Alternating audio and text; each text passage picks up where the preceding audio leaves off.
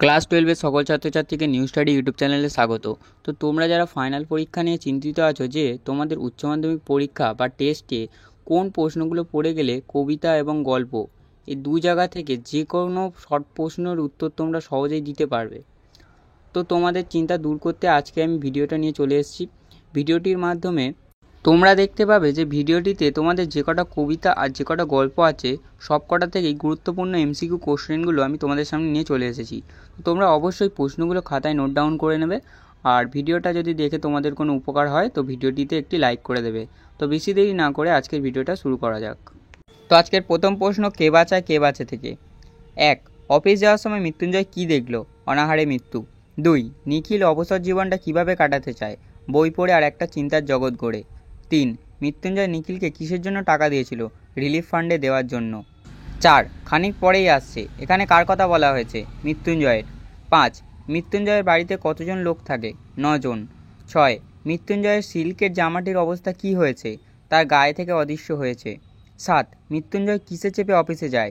ট্রামে চেপে। 8. মনে আঘাত পেলে মৃত্যুঞ্জয়ের কী হয়? শরীরে প্রতিক্রিয়া হয়। এবার চলে যাব ভাত গল্পে। 9. কালো বিড়ালের লোম আনতে কে গিয়েছিল? ভজন চাকর। 10. বড় বাড়ির ছেলেদের চাকরি জোটেনি কেন? তারা বেলা 11টার আগে ঘুম থেকে ওঠে না বলে। 11. উৎসব উতলা হয়ে ওঠে কেন? ফুটন্ত ভাতের গন্ধে। 12. বুড়ো কর্তার বয়স কত? 82 বছর। 13. অন্নকে লক্ষ্মী কে বলেছে? উৎসবের ঠাকুমা। 14. মেজো আর ছোট ছেলে কোন চালের ভাত খায়? পদ্মজালি চালের। 15. যজ্ঞের প্রতিটি কাঠের সাইজ কত ছিল? 1.5 হাত লম্বা। 16. যজ্ঞের জন্য তান্ত্রিক কে এনেছিল? ছোট বউয়ের বাবা।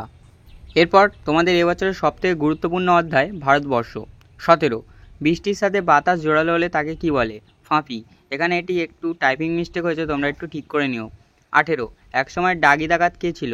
নিবারণ বাগদি। 19. বুড়িকে কলমা পড়তে শুনেছে কে? মোল্লা সাহেব। 20. বুড়িকে হরিবোল বলতে শুনেছে কে? নকরি নাপিত। 21. বুড়ির মৃতদেহ কারা নিয়ে আসছিল? মুসলিমরা। 22. বাজার কোথায় গড়ে উঠেছে? পিচের রাস্তা যেখানে বাঁক নিয়েছে। 23. নির্ঘাত মরেছে বুড়িটা, একথা কে বলেছে? জগা চাওলা। এরপর 24. ফজরের নামাজ বলতে কি বোঝায়? ভোরের নামাজকে। এরপরে চলে যাব তোমাদের কবিতায়। রূপনারায়ণের কুলে। 25. সে কখনো করে না বঞ্চনা, এখানে কার কথা বলা হয়েছে? এখানে সত্যর কথা বলা হয়েছে, যে সত্য কখনো বঞ্চনা করে না। 26. কবি জেগে উঠে কি জেনেছিলেন? এ জগৎ স্বপ্ন নয়। 27. রক্তের অক্ষরে দেখিলাম, এখানে কবি কি দেখেছেন? আপনার রূপ। 28. চিনলাম আপনারে, কবে কিভাবে নিজেকে চিনেছিলেন? আঘাতে আঘাতে বেদনায় বেদনায়। 29. কবির মতে এ জীবন কি? আমৃত্যু দুঃখের তপস্যা। 30. সকল দেনা কখন শোধ হয়? মৃত্যুতে। 31. সত্য কঠিন হলেও সে কি করে না? বঞ্চনা। কবির কাছে সত্যের স্বরূপটি কি? কঠিন। এখানে একটু টাইপিং মিস্টেক, তোমরা ঠিক করে নিও। এরপর চলে যাব শিকার কবিতায়। 33. সুন্দরী বাদামি হরিণ কোন বন থেকে কোন বনে ঘুরছিল? সুন্দরী বন থেকে অর্জুনের বনে। 34. গলিত সোনার মতো উজ্জ্বল আলোস্তম্ভ কে এঁকে দেয়? অলস সূর্য। 35. সূর্যের আলোর রং আর কুমকুমের মতো নেই, কিসের মতো হয়ে গেছে? রোগা শালিকের হৃদয়ের বিবর্ণ ইচ্ছার মতো। 36. ভোরের জন্য কে অপেক্ষা করছিল? সুন্দরী বাদামি হরিণটি। 37. ঘাস ফড়িংয়ের দেহের রং কেমন? কোমল নীল। 38. পেয়ারা ও নোনার গাছ কেমন? টিয়ার পালকের মতো সবুজ। 39. এখনও আকাশে কি রয়েছে?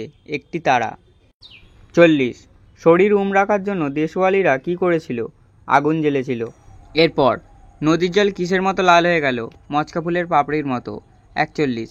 শিকার কবিতায় মাঠে সারা রাত আগুন জ্বেলেছিল কারা? দেশওয়ালিরা। সারা রাত মাঠে যে আগুন জ্বলেছিল তার রং কেমন? মোরগ ফুলের মতো। 43. শিকার কবিতায় হরিণটিকে শিকার করা হয়েছিল কখন? ভোরবেলা।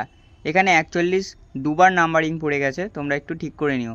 এরপর চলে যাব পরবর্তী কবিতা আমি দেখি। 44. কবির বহুদিন কোথায় যাওয়া হয়নি? জঙ্গলে। 45. দেহ কি চায়? সবুজ বাগান। 46. সবুজের অন্টন ঘটে কারণ কি? শহরের অসুখ সবুজ খায় বলে। 47. কবি গাছগুলো এনে কি করতে চায়? বাগানে বসাতে চায়, এখানে এটি গাছ হবে। এরপর চলে যাব পরবর্তী কবিতা স্কন্দলতার জননীর পাশে। 48. স্কন্দলতার জননী আসলে কে? কবির স্বদেশ। 49. নিখোঁজ মেয়েটির ছিন্নভিন্ন দেহ কোথায় পাওয়া গিয়েছিল? জঙ্গলে।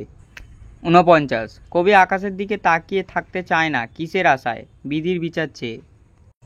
50। কবি বিবেককে কিসের সঙ্গে তুলনা করেছে? বারুদের সঙ্গে। 51। বিস্ফোরণের আগে কি জেগে ওঠে কবির বিবেক? 52।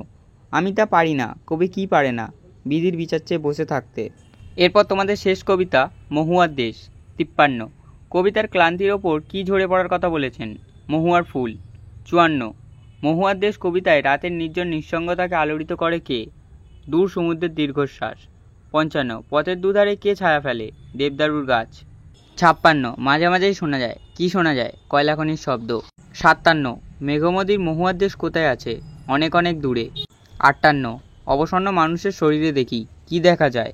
ধুলোর কলঙ্ক। 59। মহুয়ার দেশে মানুষের চোখ কেমন? ক্লান্ত, ঘুমহীন। সর্বশেষ প্রশ্ন।